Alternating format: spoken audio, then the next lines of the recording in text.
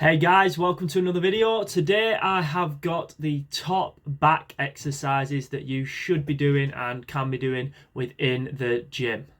Now within this list, all these exercises can be considered good and do work for building your back. However, I'm going to rank them in order of worst to best. So this is my personal opinion of what I think are the best back building exercises. And before we do get started, here are my credentials. So yeah, I've built a back. It's not Mr. Olympia style back or anything, but I've clearly been working on my back for many years, and I would say at this point I've got a big enough back where I can kind of give input on what exercises you can and shouldn't be doing and why, and give my input on that. So yeah, let's get into it. So before we get into the video, make sure you like, subscribe. If you like the video, comment. Let me know if I've missed any exercise that you feel should be in here.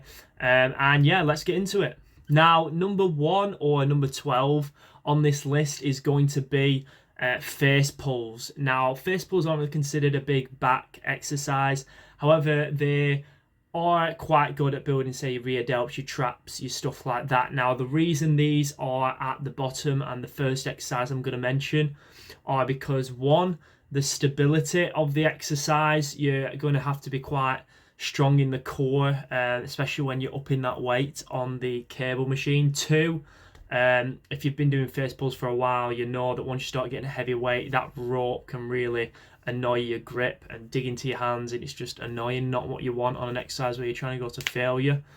And 3, there's quite a lot of elbow flexion in the exercise, which is going to bring in quite a lot of bicep involvement as well, which you don't really want when you're training your back. You want your back to fatigue first before your biceps are even close to being sore. So that is why face pulls are at number 12. Now, number 11, the next exercise is going to be bent over barbell rows. Now, quite a lot of people might be shocked at this because this is seen as like the best back builder. However, the reason I've put it so low on this list is simply because, one, same as with your face pulls, you need quite a good core stability demand. Your lower back is going to be taxed during the exercise. You're leaning over, trying to keep your lower back straight to pull that bar up. People do tend to use a lot of momentum during the exercise. It's not a bad exercise by any means, but if you want to just target your back and not have other limiting factors such as your lower back, your grip, your biceps, stuff like that, then you should be doing a different exercise to train your back. So that is why bent over barbell rows are 11th. Now, next up on the list is straight arm pull downs. Now, I love straight arm pull downs. I have them in my program. They're really good. However, the reason I put them so low on the list is because quite a lot of people, if they do them wrong, will over fatigue their triceps and not be able to actually perform the exercise effectively. What you want is to keep your arm relatively straight throughout the movement as you pull that rope down. You get a lot of people who they kind of pull the rope down, and then at the bottom of the movement they kind of straighten their arm out into like a tricep push down, which you don't want. And then there's also different ways of performing the exercise. You can go with a rope, neutral grip, or you can have a straight bar and go pronated grip with a straight bar pulling down. Now, the straight bar is going to make you use less triceps, and the neutral grip is going to feel better, be able to tuck your elbows in a bit more and target your lats a bit more as you're pulling. However, it is going to force you to try and push that rope down and trigger your triceps, which you do not want. Brilliant exercise. Also, it only does target the lats, not any of the other back muscles such as the traps, upper back, rear delts, and stuff like that. So that is why straight arm pull downs are at number 10. Now, next up on the list is kneeling single arm pull downs. Now, I'm sure you've seen these a lot on social media. Not necessarily the kneeling variation, but where people bringing a bench up to a cable and the line on the bench, one arm pulling down, contracting the lats and all this. To be honest, the exercise isn't that amazing. It's good for getting a good squeeze on the lats. However, this is just my personal preference. I do not really like unilateral movements. I find it annoying having to do unilateral movements, doing one arm then moving to the other, just feel like it's a lot of time wasting, and I'd get much better gains and much better benefits from doing both arms at the time. There's certain exercises where I'll do it. For example, this is not back related, but split squats are very good because you have to do them on individual legs. Another one for your back actually would be single straight arm pull downs across your body. You have to do them single armed. But in terms of single arm pull downs, I'd just much rather do a pull down with both arms rather than doing single arms. You do get a good contraction and a good stretch as well if you perform the exercise correctly, but similar to the others, you need good core stability. Once the weight gets too heavy, unless you're using a bench, it's going to be pulling you up off the floor, sliding you across the floor, all that. So it's a good exercise, but I've put this at number 9. Now, next on the list is a machine that maybe none of you have come across or seen or even heard of, and that is a pullover machine. Now, pullover machines are fantastic for targeting the lats. No tricep involvement like there is with the straight arm pull down. You've got your arms up and you're pulling straight down with those lats using nothing else but your lats throughout the exercise on the machine. This is a fantastic machine and fantastic exercise for targeting the lats. However, not all gyms have it. It's very rare, but if you do have one in the gym, you are very lucky, and you should abuse it and make sure you do it every back day to try and target your lats and smash your lats as much as physically possible.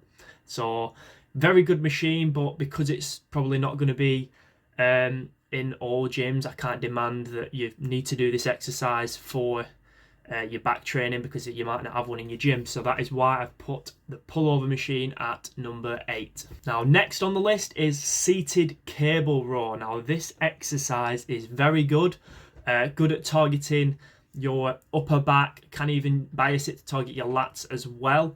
The great thing about the cable row is because it is on a cable, you can kind of adjust that height to where you want to pull from depending on your leverages.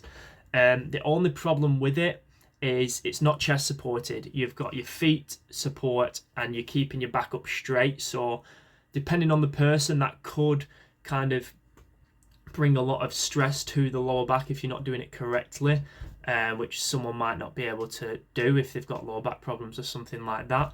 And it is a machine where you get a lot of people ego lifting, trying to lift as much as they can, short range of motion. But another thing that kind of brings it back and makes it a brilliant exercise is the ability to add different handles and different attachments onto the machine. You can do a wide grip, you can do supinated, pronated, you can do neutral grip, close, you can even attach a rope, do face pulls on it. There's loads of different things you can do on a seated cable machine, which is why I have put it at number 7. Now, next on this list is going to be similar to number 9. It is the single arm lat pull down. Now, this is performed on a lat pull down machine, pulling down with one arm, and you can kind of squeeze your obliques and your lats to the sides, kind of get a good contraction, and then you can get a good stretch as well at the top. So this exercise, I would say, is probably better than the kneeling single arm pull down variation that I mentioned previously. You don't really need to focus on core stability because you're in that lat pull down machine and you can just pull with one arm, contract down, but the only problem is obviously having to switch from one arm to the other. But apart from that, it's a fantastic exercise and one you should probably put in your program. So that is why I've put that into number 6. So now we're getting into the lower numbers. So these exercises now are ones that are very good and you probably should implement if you haven't already. So yeah, number 5 is going to be dumbbell chest supported rows. Now these are fantastic. I've only put them in my program recently and I wish I did it sooner. They are so good. Many dumbbell exercises are actually, in terms of resistance profile, I'm sure you know, with your chest press, with your lateral raises, there's always kind of a high tension point and a low tension point. Because of the way gravity works and all that when using your dumbbells. Now, dumbbell chest supported rows are one of the only exercises where the tension is constant throughout. So at the bottom of the movement, you're getting a good stretch on your back and those dumbbells are pulling you down to the floor. And then as you retract and pull your elbows back as far as you can, those dumbbells are still pulling in the same plane. So they're still pulling down. So it's fantastic constant range of motion for your back.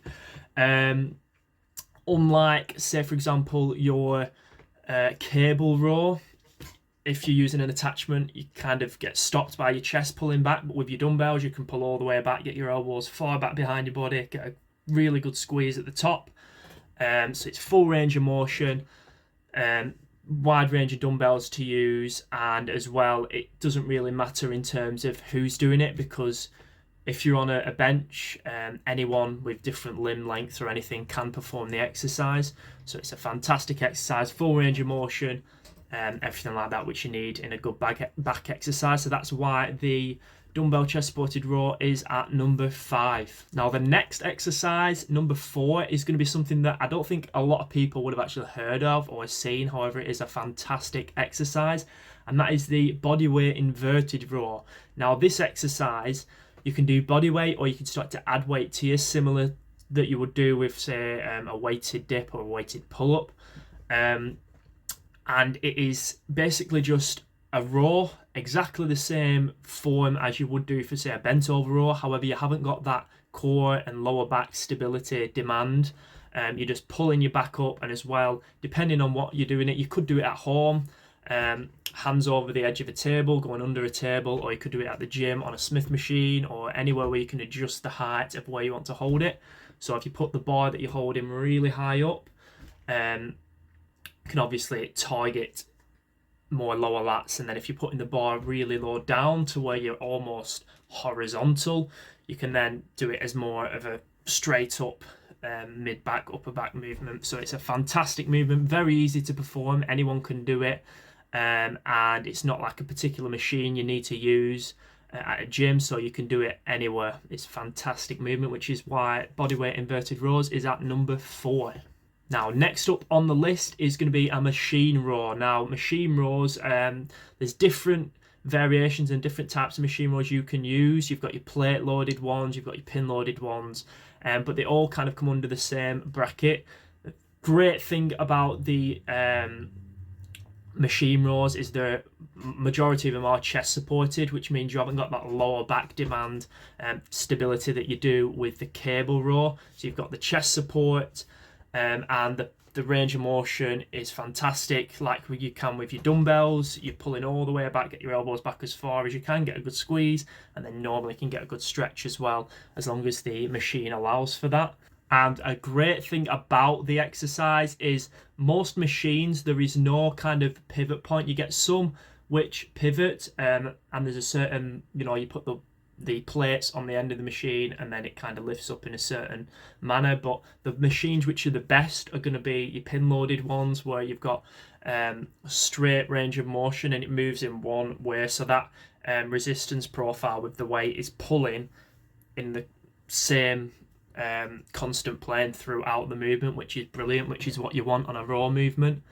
You want to make sure the weight's pulling at the exact same as it is in the stretch as it is in the contraction at the top, which is what most chest supported row machines do. So that is why the machine row, chest supported machine row, is at number 3. Now, coming up in second to last place, we have the lat pull down machine. Now, I'm sure every gym has this. I'm sure you've heard of this machine. This is a fantastic machine, fantastic exercise for growing your back. Number 1, you don't need high core stability demands. In that machine, you can hold the handle, pull down, do your upper back, you can do your lats, you can do your whole back in this one movement without having to think about using body weight, stuff like that. You can also change the attachment, so you can do a neutral grip, supinated grip, pronated grip, whatever you want. You can go wide to use less bicep involvement, all this. So it's a fantastic exercise, lots of versatility. You could even just use your lat pull downs and just do lat pull downs on back days, and it will kind of target your whole back, which is good. So it's a fantastic movement and great, especially for new beginners, for people who maybe can't do a pull-up, stuff like that. So that is why the lat pull down is at number 2. And coming in at number 1 is the pull-up. Now, some people might be thinking I'm like contradicting myself here, the fact that I've just mentioned lat pull downs and the fact that you don't need to do body weight, and then number one is pull up. But pull ups are fantastic because one, and depending where you do it, you can do them anywhere. You've got the versatility of changing your hand grip, so you can do wide grip pull ups, normal pull ups. You can go underhand, neutral grip, which is my favourite personally for close grip pull ups. Fantastic for targeting the lats, fantastic for targeting the upper back as well, depending on how you do it. Now, the great thing about this exercise is you've not got that need to kind of tense your lower back. You know, you haven't got to use your lower body like you do with your lat pull downs, even though you're not going to be using your lower back during the movement on a lat pull down. You are still having to stabilize with that core a bit. Whereas with your pull-ups, you're just lifting your whole body up from your arms, so it's an easy movement when you can actually start doing your pull-up. I'd say pull-ups probably the best back builder, best all-round back builder, because you can do pretty much any part of your back on them if you know how to correctly. So guys, that is my list for my top 12 favourite and best back exercises that I think you should be doing within the gym, if you can do.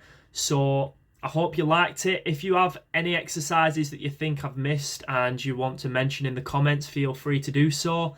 I hope you liked the video. Thank you for watching and goodbye.